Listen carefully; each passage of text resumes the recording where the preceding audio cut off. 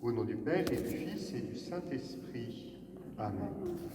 Ô croix, notre unique espérance, nous te saluons. Ô croix, notre unique espérance, nous te saluons. Amen.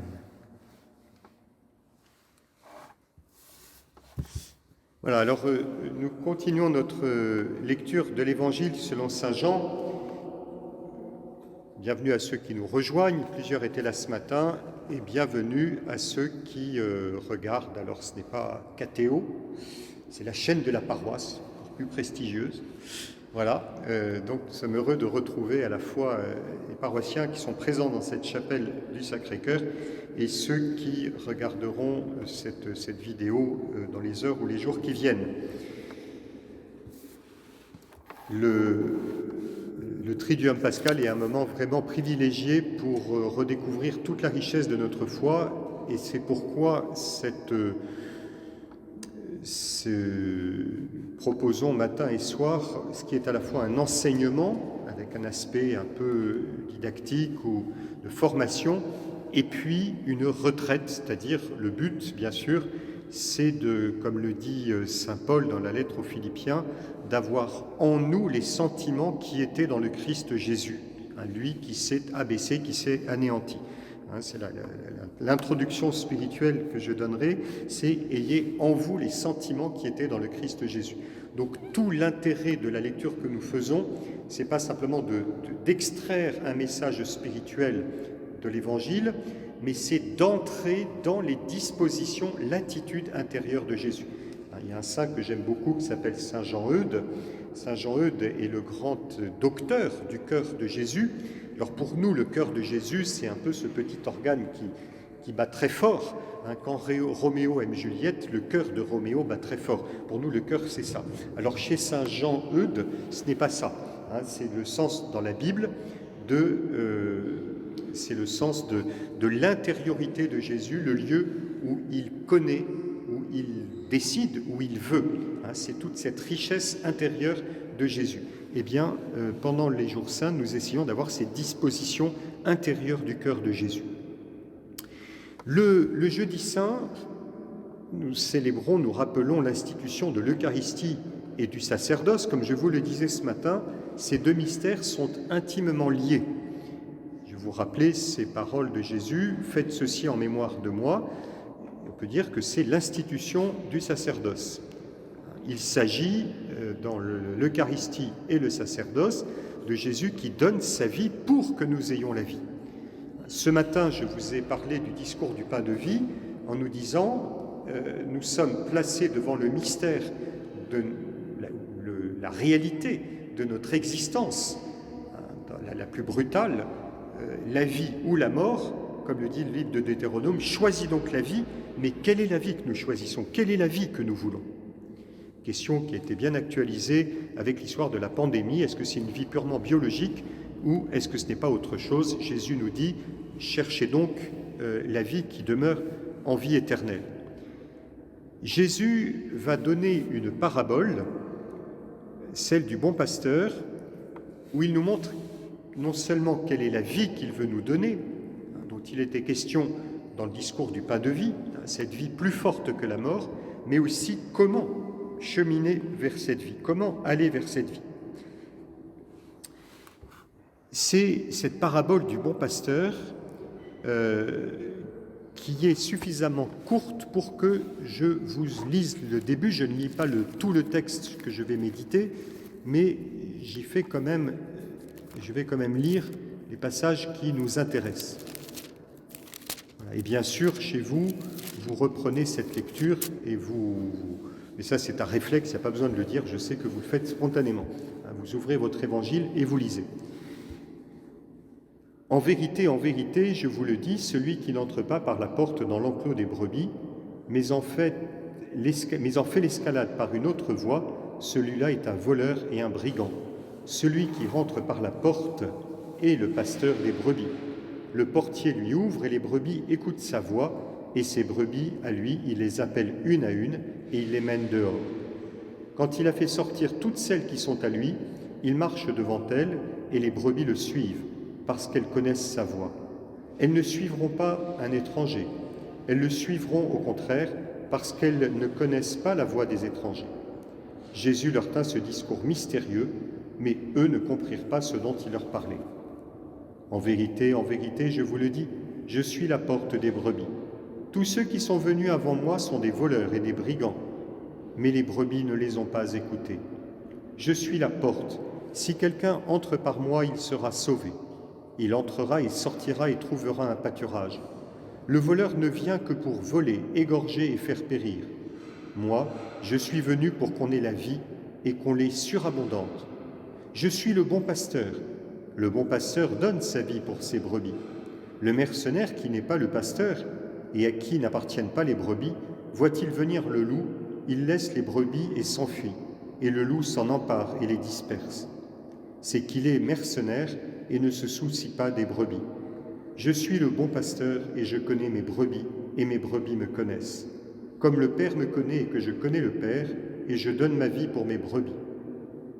J'ai encore d'autres brebis qui ne sont pas de cet enclos.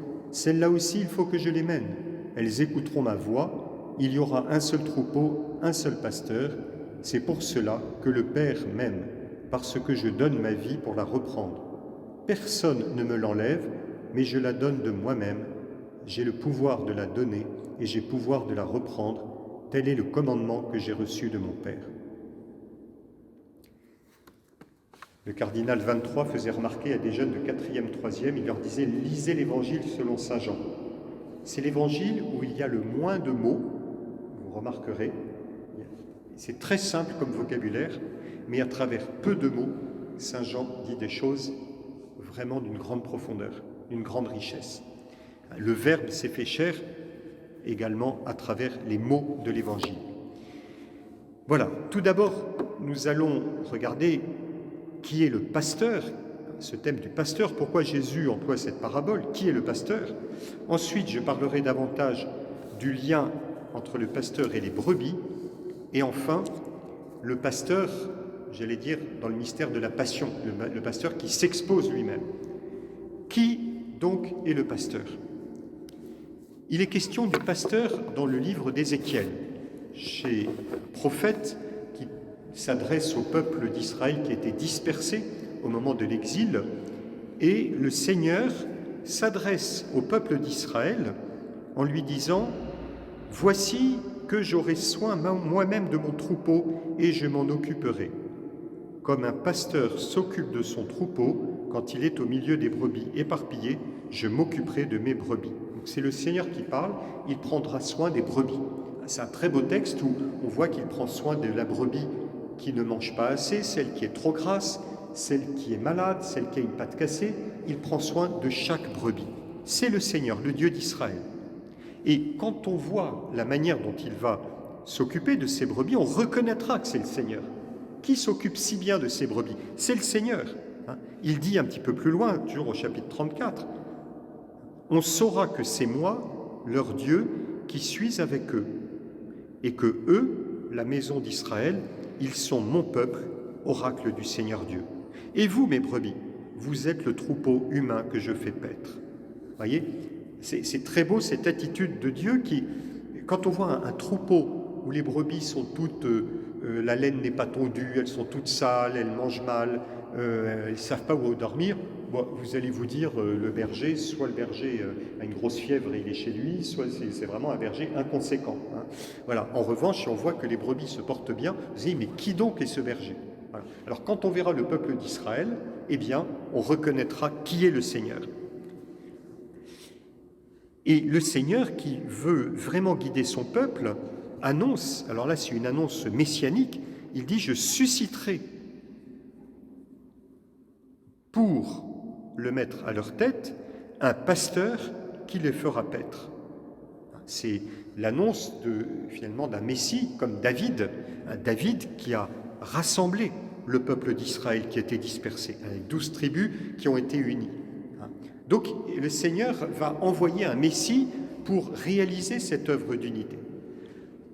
revenons donc à l'Évangile, à Jésus. Quand Jésus affirme qu'il est le pasteur, pour un juif, il ne faut pas oublier que les évangiles ont été adressés à des juifs. Hein, l'auditoire de Jésus est juif. Donc c'est un auditoire qui connaît les Écritures, qui vit avec les Écritures. Je me permets une petite parenthèse.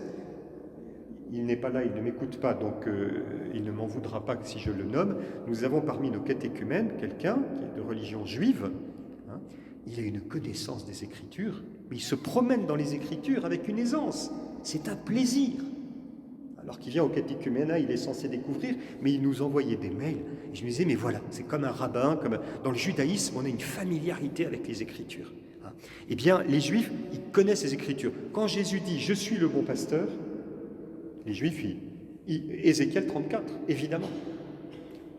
Quand Jésus dit ça, bien sûr, il s'identifie au Messie que Dieu voulait envoyer. Mais Jésus va plus loin en disant qu'il est l'unique pasteur, que ceux qui étaient avant lui n'étaient pas des vrais pasteurs. L'unique, le vrai pasteur, c'est le Seigneur, le Dieu d'Israël. Et Jésus va prendre soin de ses brebis. David, ça n'a pas toujours été facile. Les pasteurs d'Israël, les différents, les prêtres, les rois d'Israël, ça a été difficile. Jésus va montrer qu'il est le Seigneur. C'est comme une identification. Jésus révèle son identité en disant qu'il est le pasteur d'Israël. Voyez comment, à travers ces paraboles, ce ne sont pas que des petites images, c'est une révélation du mystère que Jésus porte en lui. Hein. Et il est significatif que chez les premiers chrétiens, cette identité entre Jésus et le pasteur a été tellement marquante que l'image la plus fréquente de Jésus, c'était le bon pasteur. Et c'est une image qui était connue dans le monde romain. Hein, quand je suis allé à Rome, je vois une figure, une statue comme ça, exposée au musée du Vatican, et on voit un pasteur avec la brebis. Une figure de Jésus. Je connais bien. Puis je regarde de près, hein, figure païenne, voilà, parce que c'était une figure païenne, et que les chrétiens ont réutilisé. Et à partir de là, ils se sont dit, c'est le Christ, parce que Jésus est véritablement le pasteur.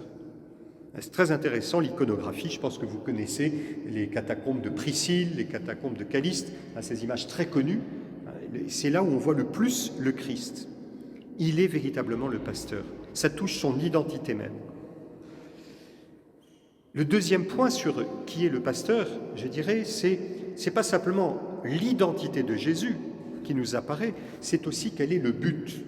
Vous savez qu'avec Jésus, là je vais vous dire un point qui est d'une très très grande importance, la personne de Jésus est indissociablement liée à sa mission. La mission de Jésus n'est pas extérieure, ce n'est pas quelque chose qu'il fait en plus, sa personne et sa mission ne font qu'un. Donc le pasteur, ça nous dit quelque chose sur l'identité de Jésus, mais aussi sa mission.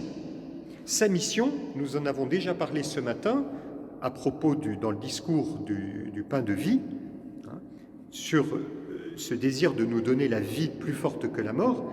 Je cite ce passage fondamental pour comprendre la mission de Jésus. « Moi, je suis venu pour qu'on ait la vie et qu'on l'ait surabondante. » Et la vie, ce n'est pas uniquement la vie biologique, c'est une vie surabondante, et la surabondance est un signe du don de l'Esprit Saint, la vie de Dieu. C'est l'image que l'on a dans le psaume 22, hein, « Le Seigneur est mon berger, il me conduit vers les verts pâturages. Il me mène vers les eaux tranquilles. » Ou comme disait un prêtre dans le midi de la France, hein, « Le Seigneur est mon berger, il me mène vers les eaux, tranquille. » Comme quoi on peut interpréter l'écriture, la tonalité compte. Voilà. C'est pas faux d'ailleurs. Mais dans tous les cas, il nous mène vers la vie. Il nous mène vers la vie. Et donc, cette vie éternelle pour laquelle Jésus va donner sa propre vie. Et j'aime beaucoup cette expression, une vie surabondante. Et les évangiles n'arrêtent pas de montrer cette surabondance. Une surabondance qu'il faut comprendre. Je suis venu pour qu'on ait la vie en abondance, C'est vraiment un signe, comme le sceau de Dieu, avec deux significations. La première, c'est celle de l'abondance, de la prodigalité, beaucoup. Voilà, Dieu donne beaucoup, il donne encore. Les filets remplis de poissons, ce qu'on appelle les miracles de prodigalité. Vous avez la pêche miraculeuse avec tellement de filets que le filet va craquer. Il y a le vin, 600 litres de vin aux noces de Cana, et en plus un très bon vin. Vous savez que les jarres, c'était 100 litres, il y a 6 jarres qui vont devenir du vin. Vous imaginez? Je ne sais pas s'il y en a qui voient 600 litres de bon vin. Jésus, il ne donne pas dans la demi-mesure quand il s'agit de réjouir. Je suis d'ailleurs, il veut que notre joie soit complète. Qu'est-ce qu'il y a d'autre? Il y a les pains, il en reste même après. Dieu donne davantage. Il y a même un nom en hébreu qui exprime ça. Dieu donne toujours plus, davantage, encore. Vous savez, les enfants à table, encore. Vous savez, les enfants qui ont 14-15 ans, qui ont mangé déjà 3 parts de gâteau, puis comme il en reste, puis un gâteau bien épais comme ça, puis ils tendent leur assiette, encore. Oui, mais comment tu fais pour... voilà, la surabondance. Le prénom en hébreu, c'est Joseph. Je ne sais pas s'il y a des Joseph ou des Joséphines parmi nous. Il y a José. José, c'est Yehoseph. Yehoseph. Le Seigneur ajoute. Mais la vie en plénitude, c'est aussi la vie dans sa perfection, que Jésus va exprimer au moment de la Passion. Jean chapitre 13, verset 1. Jésus, ayant aimé les siens qui étaient dans le monde, les aima jusqu'à la perfection, jusqu'à l'extrême. On ne peut pas aller au-delà. Juste avant d'expirer, on entendra Jésus dire « Tout est accompli ». Jésus a tout fait, tout donné, cette idée de totalité. Et puis on verra Saint Jean nous dire, au pied de la croix, comme je l'évoquais ce matin, il a vu, il rend témoignage, Jésus qui meurt, donc qu'est-ce qu'il peut donner au-delà de sa mort? Il a tout donné, il a donné sa vie. Jean nous dit, il remit l'Esprit. L'Esprit, ça, c'est ce don, c'est cette perfection du don. Il n'y a rien au-delà de l'Esprit Saint. Voilà. Donc cette idée de surabondance, cette vie surabondance, c'est un signe du don de l'Esprit Saint. Il y a quelque chose de très profond qui nous renvoie au mystère même de Dieu. Jésus veut nous donner la vie divine, cette générosité divine. Il y a en Dieu une générosité. Un chrétien, on a vraiment de la chance de croire à la Trinité. La Trinité, ça veut dire qu'il y a un don permanent du Père vis-à-vis du Fils, et l'Esprit Saint lui-même est ce don entre le Père et le Fils, ce baiser entre le Père et le Fils, à l'image du baiser qui est très importante chez les auteurs médiévaux. Et il s'agit pour nous d'entrer dans cette générosité. Au chapitre 3, Jésus disait que Dieu donne l'Esprit sans mesure. Dieu donne l'Esprit sans mesure. Chapitre 3, verset 34. Et Jésus nous demande d'entrer dans ce mode de fonctionnement. Et c'est exigeant, et c'est difficile, et c'est douloureux pour nous. C'est un lieu de conversion. Quand Jésus nous dit « Donnez et l'on vous donnera », c'est une mesure bien pleine, tassée, secouée, débordante, qui sera versée dans le pan de votre vêtement, car la mesure dont vous vous servez pour les autres servira de mesure aussi pour vous. Les grands saints sont entrés dans cette générosité, mais ça a été un mystère crucifiant, parce que nous donnons autant que nous pouvons, mais il y a un moment où on veut se garder soi-même. On donne de la main gauche, on garde un peu de la main droite. On donne, mais on se réserve un moment pour se récupérer. Mais il y a des moments quand vous êtes fatigué, quand vous avez fait des tonnes de choses, vous avez tout donné, tout le monde s'en est pas forcément rendu compte. Et au moment où vous dites « je vais prendre un moment de repos », tac, quelqu'un arrive et vous demande encore, il a besoin qu'on l'écoute. Et vous dites « qu'est-ce que je fais ?» On est crevé. Alors il y a une scène dans l'Évangile comme ça. On va chercher Jésus, il est fatigué, c'est après une journée à Capharnaüm, il se repose, il y a Pierre qui arrive, qui dit « les foules sont là en train de t'attendre ». Et au lieu de dire « dites-leur d'attendre », Jésus se lève, il dit « repartons pour la mission ». Mais évidemment, ça suppose un cœur qui soit vraiment branché sur Dieu, parce que Dieu donne l'Esprit en surabondance. C'est Saint Vincent de Paul. Pas besoin de raconter l'histoire de Saint Vincent de Paul, c'est celui qu'on connaît peut-être le mieux avec Saint François d'Assise et Thérèse de l'Enfant Jésus. Et Vincent de Paul qui est épuisé de s'être donné. Et il était sur son matelas comme ça au bord de la mort, il dit « quand je pense à tout ce que je n'ai pas fait, Et puis quelqu'un dit, mais mon père, vous avez tellement donné. Qu'est-ce que vous auriez pu faire d'autre? Il a répondu, davantage. Davantage, comme Joseph. Dieu donne davantage et Jésus, lui, veut donner cette vie en plénitude. Alors maintenant, parlons du pasteur et des brebis. Voilà. Le pasteur et les brebis. Cette vie, celle dont Jésus parle, qui est véritablement la marque de Dieu et dont la signature, c'est la surabondance, cette vie va nous toucher de façon personnelle. De façon personnelle. Pour moi, ça fait partie du mystère chrétien dans toute sa force, c'est que à la fois le Seigneur s'adresse à tous les hommes, mais ce n'est pas à tous les hommes, c'est à chacun. C'est-à-dire qu'il y a une relation personnelle. Quand on voit des gens, on se dit qu'il y a une relation avec chaque personne. Jésus le dit, le pasteur connaît ses brebis et ses brebis le connaissent. Les brebis écoutent sa voix et ses brebis à lui, il les appelle une à une. C'est pour ça qu'on est baptisé un à un. On ne fait pas de baptême au jet d'eau. On ne plonge pas tout le monde dans un grand bassin en disant « je vous baptise », ça n'existe pas. C'est extraordinaire, vous voyez les JMJ, vous voyez 2 millions de personnes, moi c'est le plus grand que j'ai vu à Rome, je crois que Manille c'était 4 millions, vous avez cette masse, cette foule, et vous vous dites chacun a reçu le baptême de façon individuelle et est l'objet d'un regard particulier de Jésus. Il y a une image qui permet de comprendre ça. Voilà, je vous raconte une image un peu littéraire, mais qui m'a beaucoup marqué. Je ne sais pas s'il y en a qui ont lu Les Pierres sauvages de Fernand Pouillon. Je crois que je vous ai donné l'image déjà l'an passé. Fernand Pouillon, ça ne vous dit rien, c'est un architecte un peu fantasque qui a travaillé surtout en Algérie. Et il a écrit un très beau livre, Les Pierres sauvages. Il raconte la construction de l'abbaye du Toronnet, je crois. Et il parle du moine artisan qui fabriquait les tuiles. Et toutes les tuiles ont été fabriquées, c'était l'artisanat. Pour faire les tuiles, il fallait les lisser et regarder chaque tuile qui sortait du four. Donc le moine a fabriqué les tuiles les unes après les autres, c'est un gros travail, mais il a caressé chaque tuile. Il a caressé chaque tuile. Et puis le travail dure quelques années, puis à la fin, le monastère est complètement couvert des toitures, des belles toitures avec les tuiles du Midi, des tuiles rondes. C'est très beau. Et il y a un moment, il parle du regard du moine qui dit j'ai caressé chacune de ces tuiles. On peut dire que sa main est passée sur toutes ces toitures. Ouais. Le Seigneur peut regarder ces foules immenses en disant chacun, je peux l'appeler par son nom.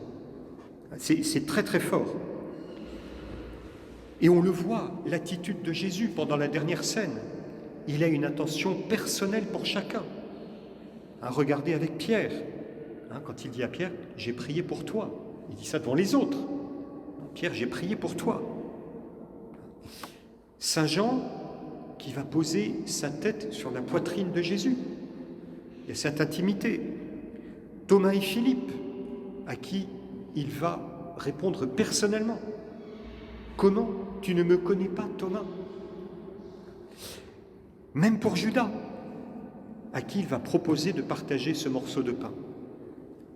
Ça, vous voyez, je trouve là aussi, c'est un lieu de conversion pour nous.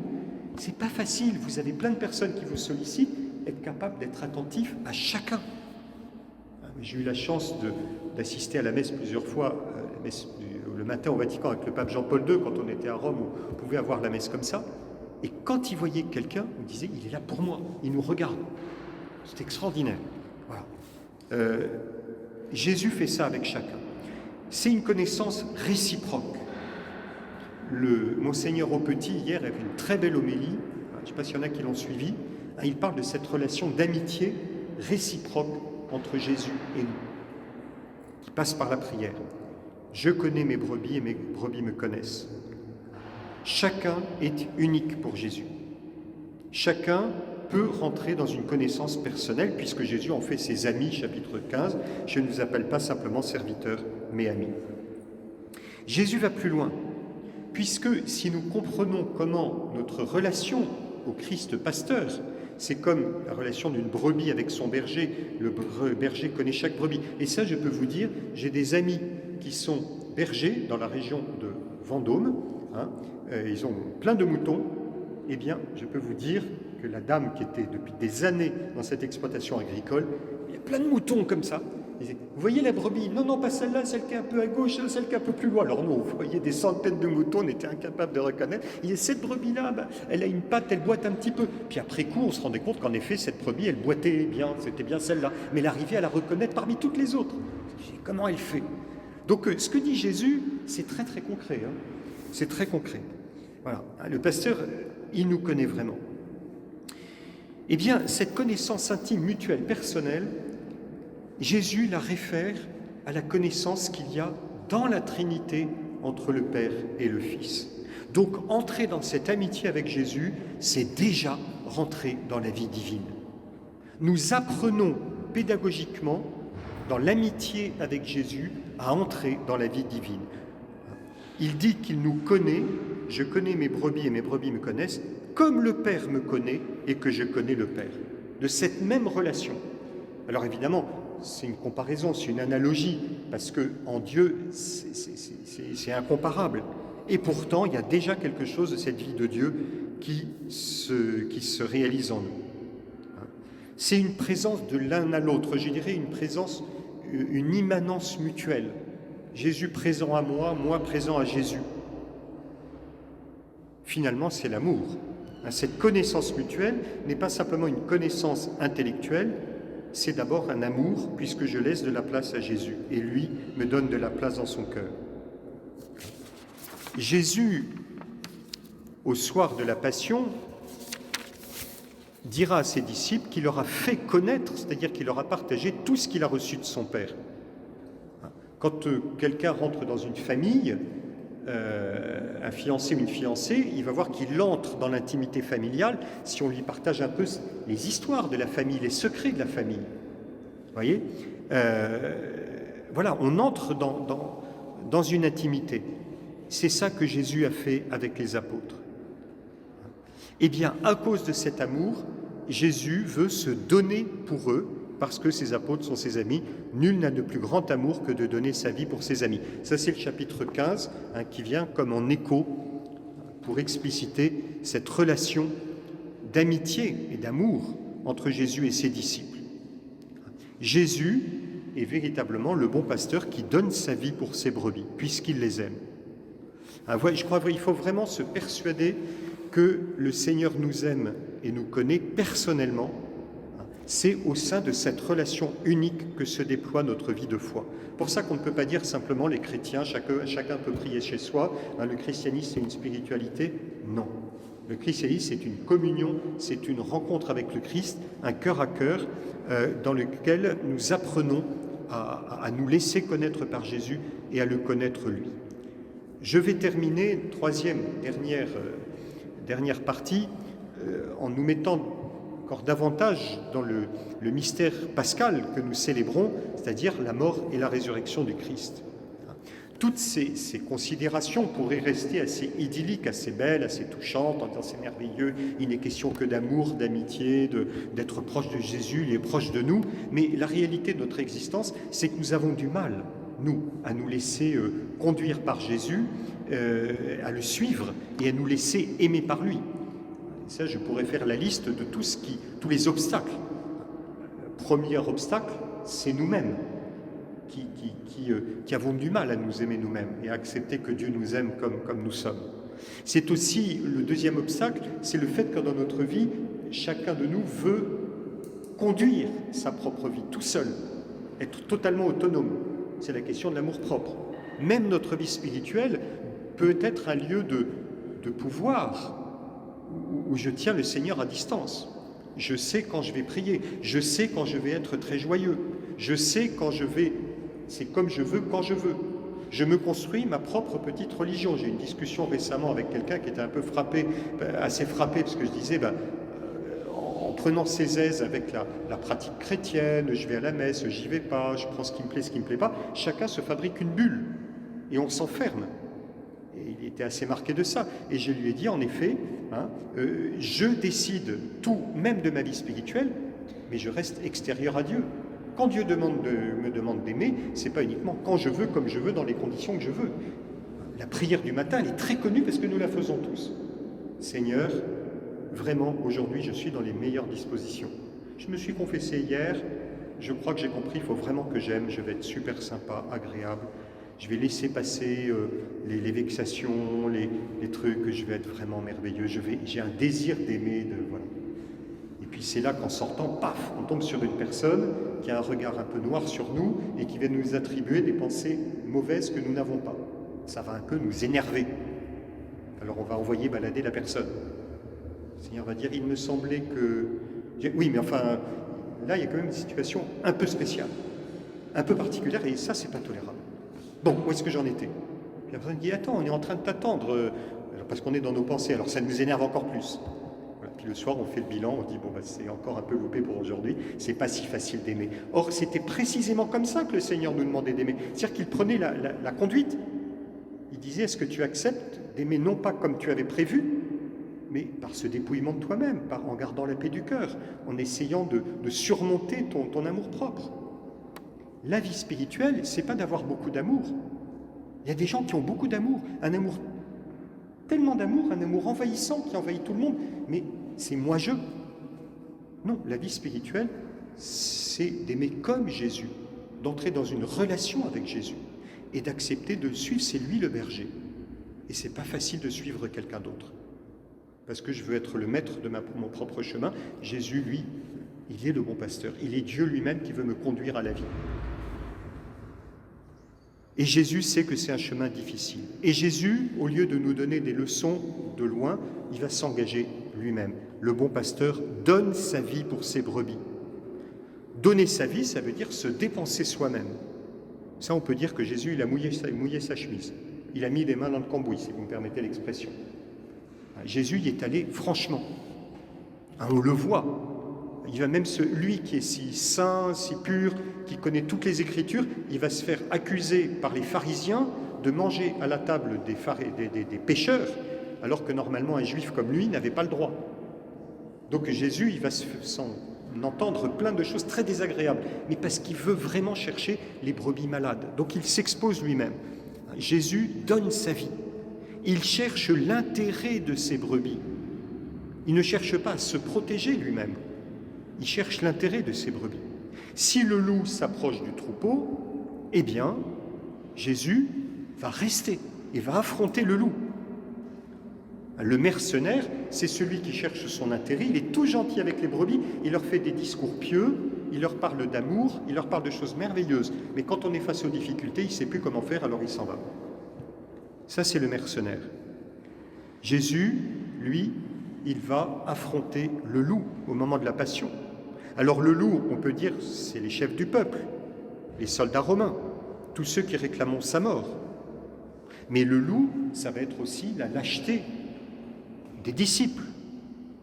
Ça va être le reniement de Pierre, la trahison de Judas. Jésus ne va pas esquiver, il va affronter. Il va affronter la mort au bénéfice de tout le peuple. On le verra, dira Pierre, là où je vais, tu ne peux pas me suivre. Et souvenez-vous aussi à Gethsémani, ceux qui viennent l'arrêter, Jésus ne se dérobe pas. Il va même dire aux gardes, si c'est moi que vous cherchez, laissez ceux-là, c'est-à-dire les apôtres, laissez-les s'en aller. Jésus va lui-même assumer ce chemin sur lequel il s'est engagé. Et là, je vais terminer bientôt, je vais arriver au cœur finalement de quel est le cœur du pasteur. Comme je vous disais tout à l'heure, il s'agit d'entrer dans le cœur de Jésus, comme dit saint Jean-Eudes, les dispositions intérieures de Jésus. Saint Jean nous donne un aperçu sur le moteur profond de cette volonté de Jésus de ne pas lâcher ses brebis, mais de donner sa vie pour elles. Si Jésus donne sa vie pour ses brebis, c'est pas par altruisme, parce qu'il nous donnerait un exemple de bienveillance, de philanthropie. Souvent, on réduit Jésus à un philanthrope ou d'altruiste. C'est beaucoup plus profond que ça. C'est parce que Jésus sait que le Père l'aime. Et c'est parce qu'il est dans l'obéissance au Père. Et c'est parce qu'il sait que notre vie se joue sur cette fidélité à la parole du Père. Ce qu'il veut, c'est la vie éternelle. Et donc Jésus va se donner librement. Je vais vous lire ce verset, ces versets 17 et 18. Ceux qui ont l'Évangile peuvent le lire. chapitre 10, versets 17-18, « Je donne ma vie pour la reprendre. Personne ne me l'enlève, je la donne de moi-même. J'ai le pouvoir de la donner et le pouvoir de la reprendre. » On retrouvera cette liberté dans le récit de la passion de Jésus. Chez Saint Jean, Jésus apparaît profondément libre. Je vous invite vraiment à porter votre méditation sur la liberté de Jésus. Si Jésus ne fait que subir, et c'est souvent ça qu'on fait avec Jésus, dans le « regardez, il a tellement souffert, il a été écrasé, c'est tellement merveilleux, quelqu'un il n'avait que de l'amour et pourtant, il a été complètement écrasé ». Quelqu'un qui est complètement écrasé, quelqu'un qui ne fait que subir, une fois qu'il a subi, qu'il a disparu, il ne reste plus grand-chose. Souvent les chrétiens ont érigé en vertu une espèce d'abaissement qui n'est qu'abaissement. Ce qui nous sauve, ce n'est pas que Jésus s'abaisse. Ce qui nous sauve, c'est le fait que librement, il vient nous chercher. Et s'il s'abaisse, c'est justement pour nous rejoindre dans notre pauvreté. Mais c'est la liberté de Jésus. L'amour, c'est précisément dans la liberté qu'on aime. Jésus n'est pas contraint, Jésus n'est pas simplement passif. C'est très important. Je vous renvoie à quelques passages, comme ça vous aidera dans votre méditation. Regardez Jésus à Gethsémani. Il y a des quantités d'exemples. J'en ai retenu quelques-uns. Quand il y en a qui viennent interroger Jésus, normalement c'est eux qui dominent la situation. Jésus est l'accusé, Jésus celui qu'on va arrêter. Et Jésus prend l'initiative. Qui cherchez-vous ? Vous imaginez un voleur qu'on va chercher, si le voleur, c'est vous quand même qui allez arrêter le voleur se met devant vous et dit « Qu'est-ce que vous cherchez ?» Excusez-moi, je suis chez moi, c'est moi qui vous interroge. Vous voyez, Jésus remet les choses en place. Qui cherchez-vous ? Donc il prend l'initiative. Et puis après, quand on va dire Jésus de Nazareth, avec courage, il va dire « C'est moi ». Liberté de Jésus, c'est moi. Souvenez-vous de Adam au jardin de la Genèse. Adam, où es-tu ? Adam qui se cache. Adam qui a peur d'assumer son péché. Il se cache. Jésus, lui, il dit « c'est moi ».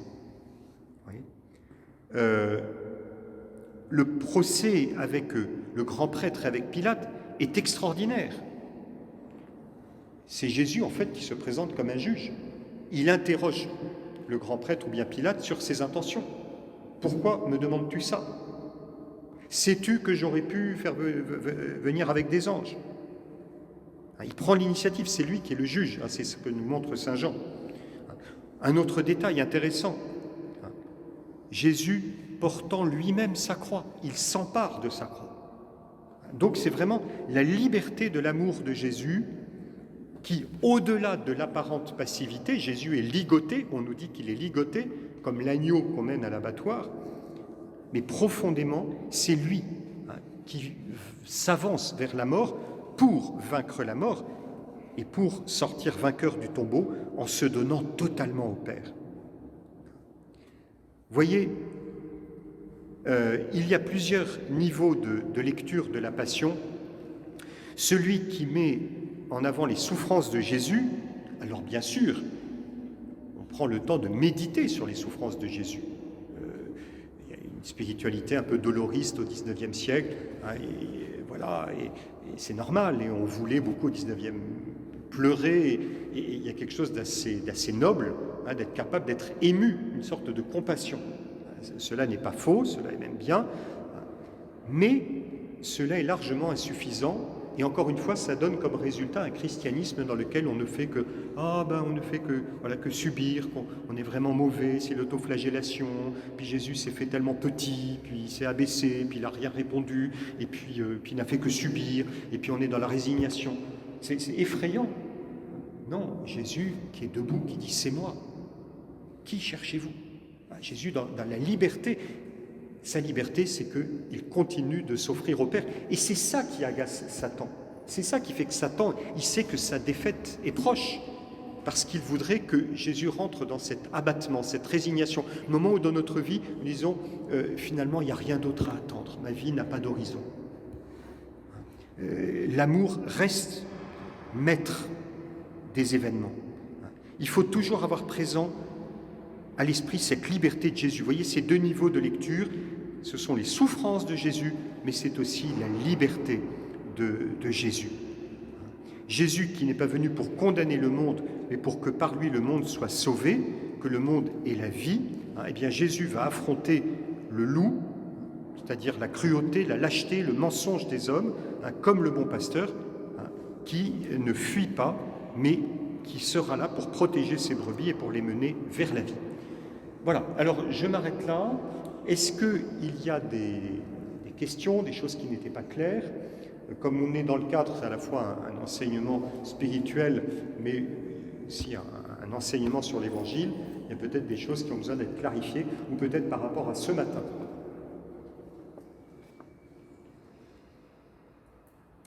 Ça va ? Bon, eh bien, chaque fois, je m'émerveille de votre totale docilité. Voilà, vous êtes dans les dispositions du 12 agneau qui veut écouter. Voilà. Contemplons. Je vous rappelle que là, puisqu'il me reste 1 minute avant d'arriver à 5 heures, ça fera une heure ronde.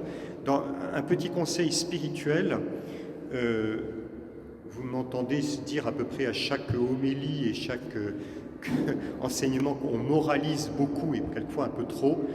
Le but de la prière et de la prière chrétienne, c'est pas uniquement de dire où est-ce que j'en suis vis-à-vis du Seigneur, mais c'est aussi de contempler le Christ.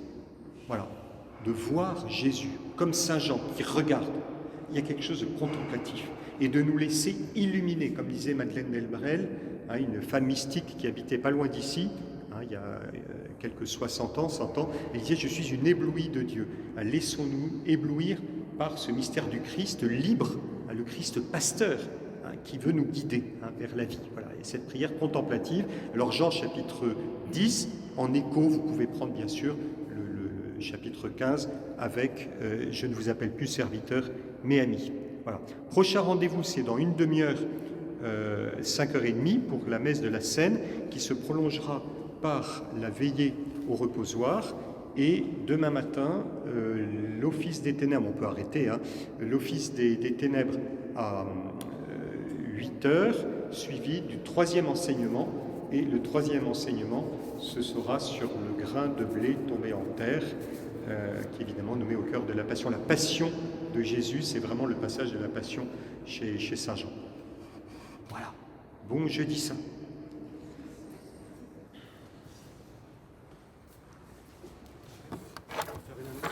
Quelqu'un puisse m'aider. Oui, il y a besoin d'aide.